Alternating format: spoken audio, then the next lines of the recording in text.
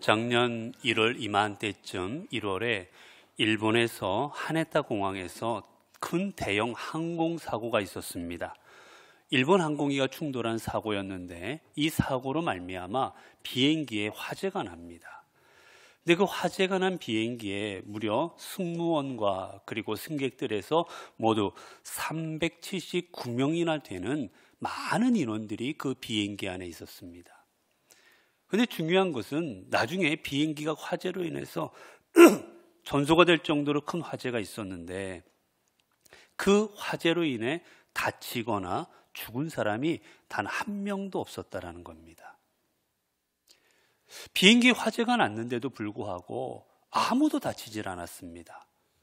이유가 무엇이었냐면 그 비행기에 불이 번지기 전에 모든 승객들과 승무원들이 탈출했기 때문입니다. 탈출하는 데는 시간이 채 20분도 걸리지 않았다고 합니다. 여러분 생각해 보세요. 근데 379명이나 되는 사람들이 여러분 비행기의 그 통로로 빠져나와야 되는데 20분이 채 걸리질 않았습니다. 후에 어떻게 이 대형 사건 속에서 한 명의 인명사고도 없었을까? 많은 사람들이 이야기한 것은 바로 신속하게 빠른 시간 안에 사람들이 대피했기 때문이다라고 전문가들이 이야기를 합니다. 그런데 여러분 한번 생각해 보세요. 그 사람들이 그렇게 빨리 내리려면 어떻게 내렸어야 될까? 어떻게 그렇게 빨리 내릴 수가 있었을까? 요인은 여기 있습니다. 사람들이 아무것도 가지고 내리지 못했습니다. 그냥 몸만 내린 거예요. 자기가 가지고 있던 캐리어, 가방, 어느 것도 가지지 못하고 몸만 내렸기 때문에 신속하게 내릴 수가 있었던 겁니다. 근데 보면 여러분 분명히 사람들이 캐리어와 가방들을 비행기에 가지고 탔을 거예요. 그리고 그 캐리어와 가방 속에는 수많은 귀중품들과 내가 소중히 여기는 물건들이 들어가 있었을 겁니다. 어느 누구에게도 불피하는 물건들 하나도 없었을 거예요. 그런데 그들 중 어느 누구도 캐리어를 들거나 하고 내려오지 않았다라는 겁니다. 다 빈손으로 나왔다라는 거예요. 결국 빈손으로 나왔기 때문에 신속하게 대피할 수 있었고 그들은 생명을 구원할 수가 있었습니다. 이 사고를 통해서 우리는 교훈을 얻습니다. 여러분 내가 생명을 얻고 무엇인가 얻으려면 때로는 내가 소중히 여기는 것, 귀하게 여기는 것 포기할 줄도 알아야 됩니다. 만약 승객들이 내 귀중품, 내 캐리어 이거 꼭 가지고 내려야 된다고 만약에 그 안에서 다 자기 물건들을 가지고 내렸다면 아마 그들은 시간 안에 내리지 못했을 겁니다. 결국 많은 사람들이 죽거나 다쳤을 겁니다. 여러분 우리는 삶을 살아가면서 중요한 생활의 원칙 하나를 꼭 기억해야 되는데 그게 무엇이냐? 무엇인가를 얻으려면 무엇인가는 포기할 줄도 알아야 된다는 겁니다. 예술가가 좋은 작품을 만들려고 하면 어떻습니까? 예술가가 정말 훌륭한 작품을 만들려면 많은 것들을 포기합니다. 자신의 시간을 포기합니다. 누구와의 만남도 포기합니다. 내가 하고 싶은 것, 잠자고 싶은 것, 내가 원하는 삶을 포기할 때 좋은 작품을 만들어낼 수가 있는 겁니다. 만약에라도 예술가가 만나고 싶은 사람 다 만나고 하고 싶은 일 다 하고 자기 시간을 쓰고 싶은 것에 다 사용해 버린다면 결코 좋은 작품은 나올 수 없습니다. 여러분 우리의 주변에 이루어지는 수많은 일들 한번 돌아보시기 바랍니다. 우리 주변에 보면 안타까운 일들, 사건들, 사고들 수많은 일들이 벌어지고 있는데 여러분 이 수많은 일들의 근본 원인이 어디에 있습니까? 겉으로 보면 여러 가지 모습이지만 사실 근본으로 들어가 보면 여러분 그 근본에는 버리지 못함에 있습니다. 오늘 우리는 탄핵이라는 시국으로 말미암아 많은 혼란 속에 있습니다. 여러분 이 혼란이 왜 야기됩니까? 왜 이 땅에 정치가 이토록 그동안 힘들었습니까? 왜 역사 속에도 수많은 소용돌이가 있었습니까? 다 버리지 못해서였어요. 권력을 버리지 못하고, 힘을 버리지 못하고, 그리고 내 가지고 있는 여러 가지 기득권들을 버리지 못하고, 내가 가지고 있던 것들을 내려오지 못함으로 인해서 사실은 이 땅에 수많은 일들이 벌어지게 된 것입니다. 결국은 이는 우리의 삶이 정말, 아니면 우리 이 사회가 아름다운 사회와 아름다운 삶이 되려면 우리는 내가 얼마나 내려놓느냐에 따라서 우리의 삶과 우리 사회는 아름답게 되어질 겁니다. 오늘 본문 속에 보면 한 부자 청년의 이야기가 나옵니다. 이 청년은 예수님을 사모했습니다. 예수님을 존경했습니다. 어떻게 하면 저 예수님 곁에서 영생을 얻고, 저 어떻게 하면 예수님으로부터 가르침을 받고 예수님 곁에서 내가 구원의 삶을 살아갈 수가 있을까? 그는 젊은 나이에 부자임에도 불구하고 생각이 바랐던 사람이에요. 그렇게 그는 사람들과 달리 주님 앞에 내가 어떻게 영생을 얻겠습니까? 라는 질문할 정도로 그는 소위 말하는 괜찮은 사람이었습니다. 주님께서는 그의 모습을 보고 그를 사랑하십니다. 그를 기특하게 여기세요. 그래서 그에게 말씀하십니다. 내게 있는 재물을 팔아서 많은 사람들에게, 가난한 사람들에게 나누어 주어라. 내가 지금까지 율법 지키고 지금까지 하나님 말씀대로 잘 살아왔는데 마지막 하나, 너의 재물을 팔아서 가난한 사람들을 도와주어라 말씀하십니다. 여러분, 이 관원, 젊은 이 청년은 자신의 인생에 있어서 최고의 전환점에 지금 서 있는 그 시간이었습니다. 그토록 존경하는 그 예수님으로부터 칭찬받고 예수님을 따를 수 있는, 결국 그로 인해서 영생을 얻고 구원받는 삶을 살아갈 수 있는 아주 중요한 전환점에 서 있었습니다. 그런데 결론으로 말하면 이 청년은, 이 부자 청년은 주님을 따르지 못합니다. 성경에 보면 근심하며 주님을 떠나갑니다. 왜냐하면 자신의 재물을 내어놓을 수가 없었기 때문이에요. 자신의 재물을 포기할 수 없었기 때문입니다. 결국 재물을 포기하지 못했을 때 그토록 원했던 주님 곁에 남지를 못합니다. 주님을 따르는 삶을 살아가지를 못합니다. 그 떠나가는 그 청년을 보고 주님은 안타까워하시면서 말씀하시지요. 오늘 본문에 보니까 주님이 말씀하십니다. 오늘 본문 속에서 하나님의 재물이 있는 자는 하나님의 나라에 들어가기가 심히 어렵도다. 재물이 있는 사람은 하나님 나라에 들어가는 게 어렵다. 그리고 말씀하세요. 얼마나 어렵냐면 낙타가 바늘길을 통과하는 게 더 쉬울 것이다 라고 말씀하십니다. 왜 주님께서 이런 말씀을 하셨겠습니까? 정말 불가능하다라는 것 때문에 그렇게 말씀을 하셨을까요? 아닙니다. 이 말씀을 하신 이유는 그만큼 어렵다라는 것을 강조하신 겁니다.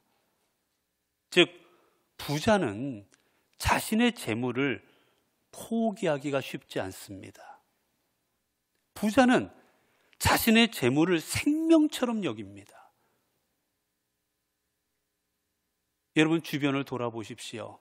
주변을 돌아보면 많이 베푸는 분들이 있습니다. 그분들 중에는 정말 재물이 많은 분들, 훌륭한 분들도 있습니다. 그런데 정말 베푸는 분들을 보면 없는 분들이 더 많습니다. 없음에도 불구하고 작은 것 하나까지도 더 베푸는 분들이 훨씬 많습니다.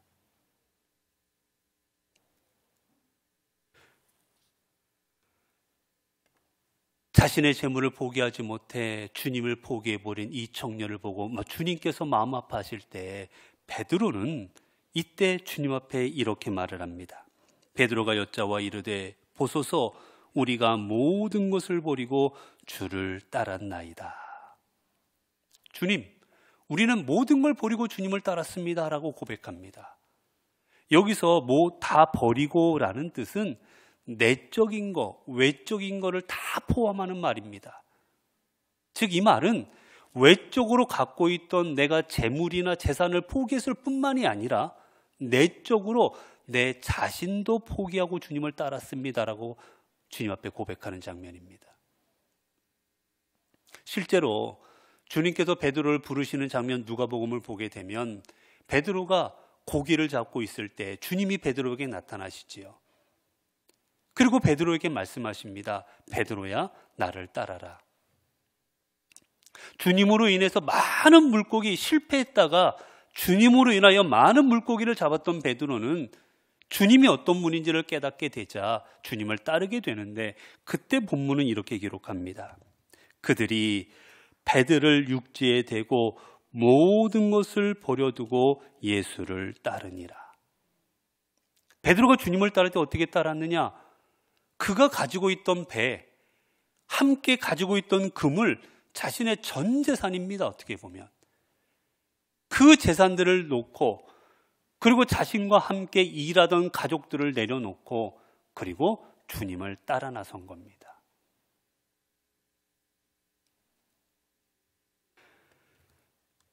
그리고 주님께서 세리였던 레위를 부르시는 장면이 또한 성경에 나와 있는데, 레위가 세관에 앉아 있는 것을 보시고 주님께서 나를 따르라고 명령하시자 레위가 어떻게 주님을 따르느냐? 같은 누가복음에 또한 이렇게 기록합니다. 그 후에 예수께서 나가사 레위라는 세리가 세관에 앉아 있는 것을 보시고 나를 따르라 하시니 그가 모든 것을 버리고 일어나 따르니라. 누가복음 5장의 말씀입니다. 레위도 마찬가지로 주님을 따를 때 어떻게 따랐느냐? 모든 것을 버리고라고 되어 있습니다. 여러분, 그렇습니다. 주님을 따른다라는 것은 여러분, 내가 모든 것을 버릴 때 주님을 따를 수 있습니다. 이 모든 것이라는 말은 내가 가지고 있는 것뿐만이 아니라 내 생각, 내 경험, 내 지식, 모든 전 인격적인 것을 포함해서 주님 앞에 내어 드릴 수 있을 때, 그때 주님을 따를 수 있는 거예요. 하나님, 주님 재산만은 안 됩니다. 내가 이거 어떻게 모았는데 이것만은 절대 주님 앞에 내어드리지 못합니다. 하나님, 건강만은 안 됩니다. 건강 어떻게 내가 놓고 살아갈 수 있습니까? 하나님, 내 권력만은 안 됩니다. 하나님, 내 명예만은 안 됩니다. 내 직분만은 안 됩니다.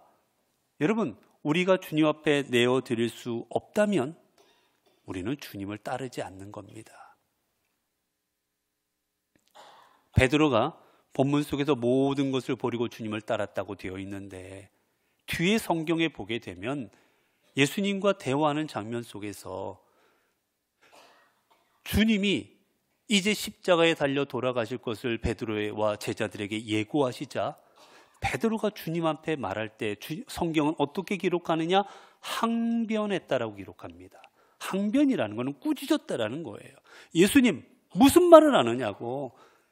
예수님께서 돌아가시면 안 된다. 예수님은 지금 예루살렘에 올라가 왕이 되어야 되는데 무슨 말씀을 하시느냐고 예수님을 책망하는 장면이 나옵니다. 왜 그랬습니까? 왜 감히 베드로가 예수님을 책망합니까?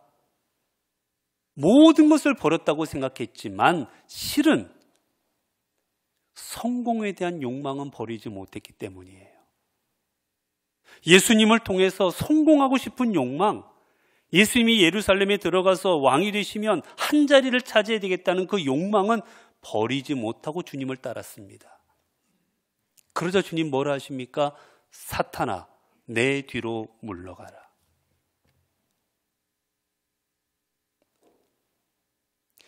우리가 성경에 보면 외경이라는 게 있습니다. 외경이라는 것은 성경에 기록돼 우리가 정경, 우리가 지금 읽고 있는 이렇게 66권에는 들어오지 않았지만 읽어서 도움이 된다라고 하는 것들을 외경이라고 부르고 가끔 읽기도 하고 사용도 합니다. 캐톨릭은 사용하고요. 근데 거기에 보면 베드로 행전이라는 게 있는데 그 베드로의 마지막 모습이 나옵니다. 마지막 모습이 뭐냐? 베드로가 네로에 의해서 예루살렘에 로마의 그 압박이 심해지고 수많은 사람들이 순교를 당합니다. 그러자 베드로를 사람들이 피신시키고자 합니다. 이곳에 있지 말고 저 시골로 도망가시라고. 그러자 베드로가 자신의 목숨을 구하기 위해서 도시를 떠나 시골로 내려갑니다. 그때 길가에서 한 소년을 통해서 주님의 음성을 듣습니다. 베드로야, 어디 가느냐? 핍박이 심해서 지금 제가 도망가고 있는 중입니다. 근데 주님께서 거꾸로 가시는 거예요. 주님 어디로 가십니까? 근데 그래서 주님 말씀하시지요. 내가 버리고 떠나는 그 성도들을 향하여 나는 다시 십자가에 못 박히고자 도심으로 들어간다. 그 말 듣고 깜짝 놀라서 베드로가 주님, 제가 가겠습니다 라고 말하고 다시 시내로 로마로 들어와서 십자가에 못 박혀 죽게 됩니다. 여러분, 하나님을 섬긴다라는 것은 마지막 내 생명까지도 하나님 앞에 내어드려서 그분께서 사용하시는 대로 내어드리는 것, 그게 주님을 따르는 겁니다. 근데 우리는 많은 경우 주님을 따른다 하면서도 우리를 결코 하나님 앞에 내어드리지 못합니다. 겉으로는 내어드린다고 합니다. 겉으로는 예배드리고 헌신하고 봉사하고 직분을 받고 겉으로는 우리는 하나님을 따른다고 합니다. 그러나 실상을 보면 여전히 주님을 따르는 게 아닙니다. 왜냐하면 우리 자신을 버리지 못했기 때문입니다. 주님께서 뭐라 말씀하십니까? 무리와 마가복음 8장 34절을 보면 무리와 제자들을 불러 이르시되 누구든지 나를 따라오려거든 자기를 부인하고 자기 십자가를 지고 나를 따를 것이니라. 여러분, 주님 말씀하셨어요. 나를 따른다는 게 뭔지 아느냐? 너희 자신을 부인하는 것이다. 그리고 너희 자신을 십자가에 못 박는 것이다. 여러분, 십자가에 못 박는다는 게 무엇입니까? 십자가에서 죽는 겁니다. 여러분, 우리는 내 자신을 십자가에 달아 죽이지 않는 한 하나님을 따르는 존재가 아닙니다. 하나님을 믿는다 해도 하나님을 믿는 게 아니라 실은 하나님을 믿는 척하는 것뿐인 것입니다. 우리는 십자가에서 내 자신을 십자가에 달아서 내 생각과 내 주장과 내 경험과 모든 것을 달아 죽일 때, 그래서 이제 주님이 이리 가라 하시면 이리 가고 저리 가라 하시면 저리 가고 오직 주님께서 인도하시는 대로 나아갈 때 그게 바로 주님을 따르는 삶입니다. 여러분, 그래서 주님을 따르는 삶을 살아갔던 사도 바울은 어떻게 고백했습니까? 빌립보서 3장 8절을 통해 그러나 무엇이든지 내게 유익하던 것을 내가 그리스도를 위하여 다 해로 여길 뿐더러 또한 모든 것을 해로 여김은 내 주 그리스도 예수를 아는 지식이 가장 고상하기 때문이라. 내가 그를 위하여 모든 것을 잃어버리고 배설물로 여김은 그리스도를 얻고 그 안에서 발견되려 함이니. 여러분, 사도 바울은 고백합니다. 나는 모든 것을 배설물로 여기니라. 내가 모든 걸 배설물로 여기는 이유는 오직 하나, 예수 그리스도를 얻고자 함이니라 라고 말합니다. 여러분, 우리는 내 자신을 버리지 않으면 주님을 얻을 수 없습니다. 우리는 내 자신을 버리지 않으면 말씀을 얻을 수 없습니다. 복음을 얻을 수 없습니다. 왜 그런 줄 아십니까? 내 안에 그것들로 가득 채울 때 주님이 들어올 자리가 없기 때문이에요.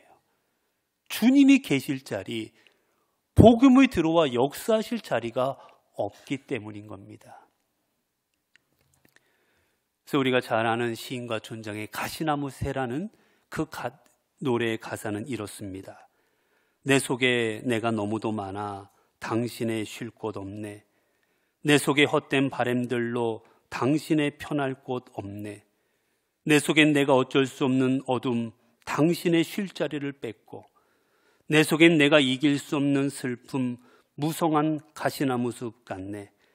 바람만 불면 메마른 가지 서로 부대끼며 울어대고, 쉴 곳 찾아 지쳐 날아온 어린 새들도 가시에 찔려 날아가고, 내 속엔 내가 너무도 많아 당신의 쉴 곳 없네.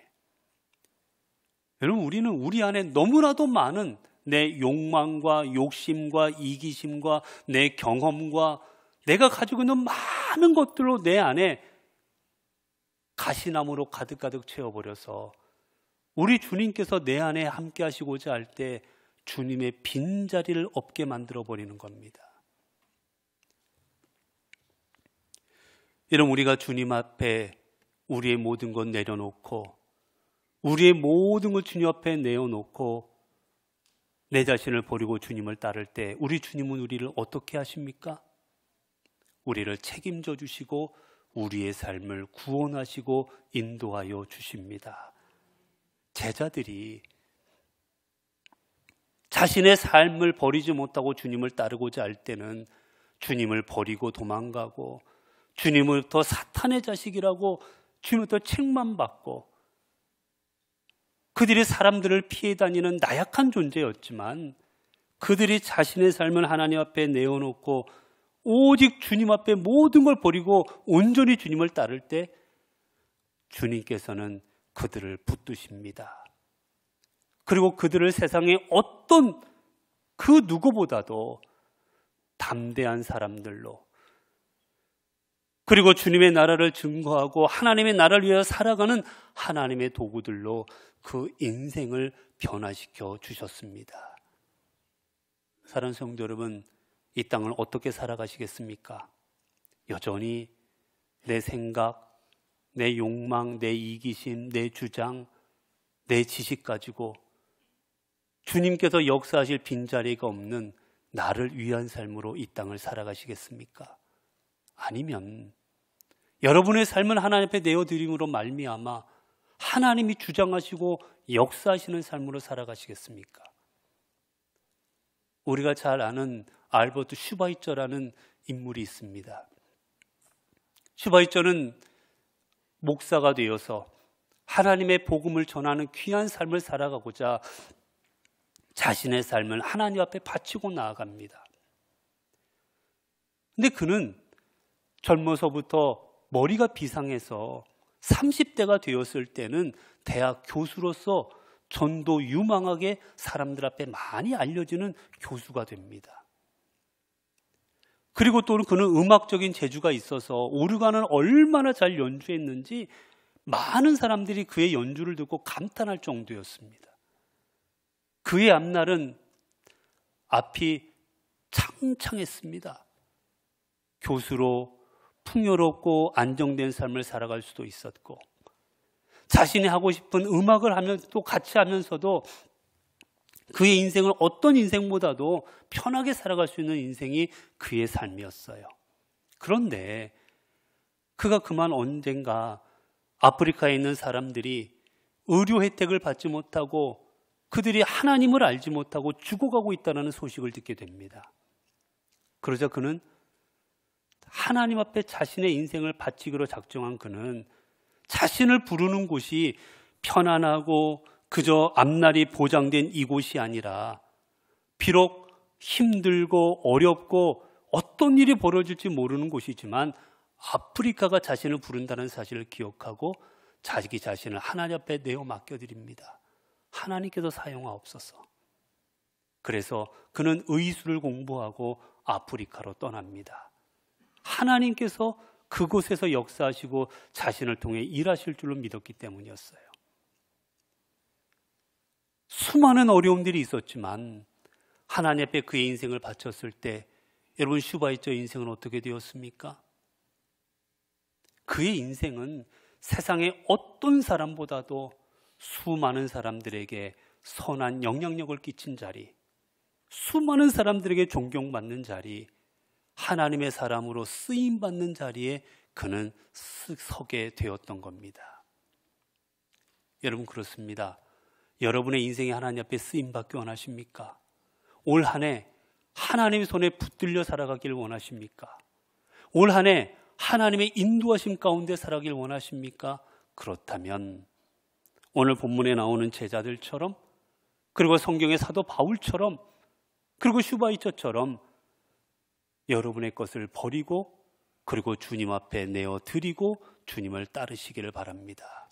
그리할 때 하나님께서 제자들의 삶을 외면하지 아니하시고 그들의 인생을 통해 놀라운 일을 이루셨듯 하나님 여러분 한 사람 한 사람을 하나님의 사람으로 삼아주시고 이 땅을 향한 하나님의 사도로 삼아주셔서 여러분을 통해 이 땅을 새롭게 하시고 이 땅을 아름다운 하나님의 나라로 만들어 가실 것입니다.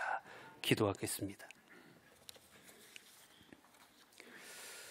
은혜로우신 아버지 하나님, 오늘도 말씀을 통해 저희들에게 진리의 빛을 비추어 주시니 감사합니다.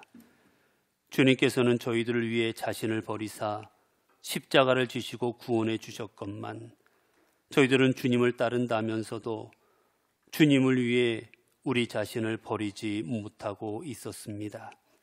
여전히 죄 가운데, 여전히 욕망 가운데, 여전히 나를 위해, 여전히 나 중심으로 살아가고 있었습니다. 이제 우리 자신을 버리고 주님을 따르게 하여 주옵소서.